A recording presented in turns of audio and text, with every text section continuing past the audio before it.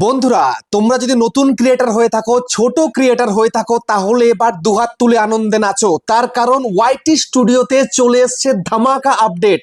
আজকে তোমাদের সেটা দেখাবো। ওয়াইটি স্টুডিওতে চলে এসছে ধামাকা আপডেট। এবার তোমাদের প্রত্যেকের ভিডিও ভাইরাল হবে। বুঝতে পেরেছো? প্রত্যেকের ভিডিও ভাইরাল হবে, প্রতিটা চ্যানেলের কিন্তু রিচ বাড়বে। তো কিভাবে তুমি সেটা জানতে পারবে, বুঝতে পারবে, সেটা তোমাদেরকে আজকের এই ভিডিওতে দেখাবো। তোমাদের ওয়াইটি স্টুডিওর মধ্যেই কিন্তু চলে এসছে সেই ধামাকা আপডেট। বুঝতে পেরেছো?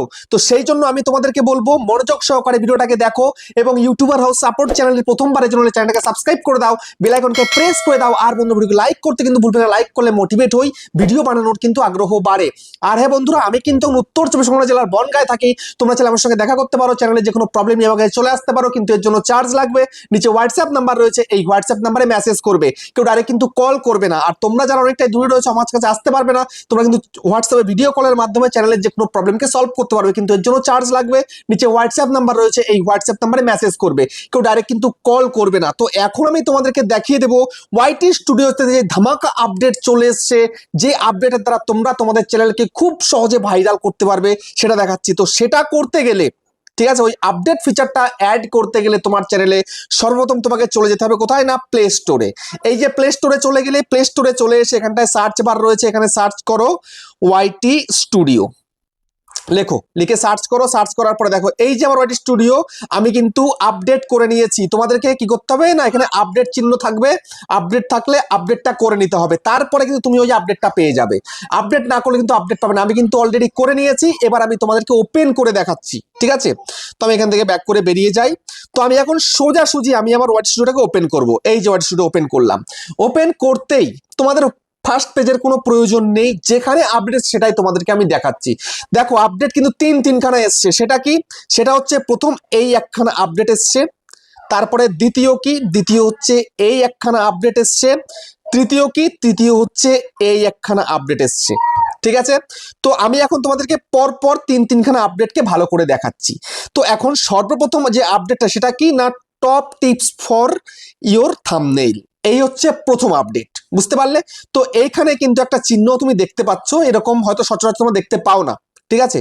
তো এরকম আপডেট কিন্তু অনেকদিন পর পরে কিন্তু ইউটিউব নিয়ে আসে। তো এখন এর মধ্যে আমি ক্লিক করি। ক্লিক করলে এখানটায় দেখো কি বলছে, এখানে বলছে thumbnail help viewer choose you.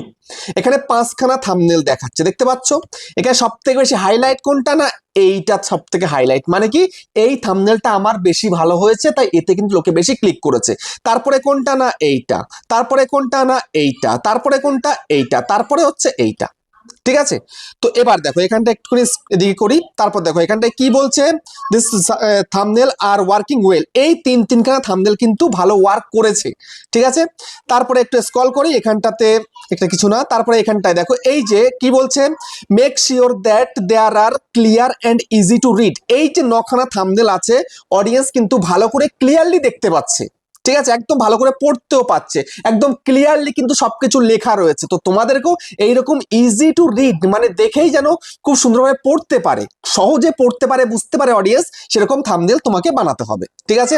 তারপরে এখানটায় আরো 5টা দেখিয়ে দিচ্ছে, ঠিক আছে? স্ট্যান্ড আউট করে দিয়েছে। তারপরে এটা কিন্তু হয়ে গেল। তাহলে তুমি কি বুঝলে?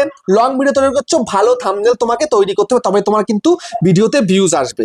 এমন থাম্বনেল বানাবে যেন অডিয়েন্সরা ইজি রিড করতে পারে, ঠিক আছে? এবার আমি তোমাদের সেকেন্ডটা বলি। এখানে কি বলছে, বলছে your weekly recap is here, ঠিক আছে? তো এখানে ক্লিক করি। ক্লিক করার পরে আমার রিক্যাপের মধ্যে কি আছে, 6.7 লাস্ট এক সপ্তাহে, ঠিক আছে? তারপরে এখানটাতে কি বলছে না, এই যে 3টে কন্টেন্ট, এই 3টে কন্টেন্ট কিন্তু আমার কিন্তু চলছে, ঠিক আছে? তারপরে দেখো, তারপরে এই 3টেও কিন্তু ওয়াচ করছে। তারপরে কটা লাইক, কটা শেয়ার, কি এই যে দেখো 73টা লাইক, 12টা শেয়ার, 4টে কমেন্ট এসছে আমার।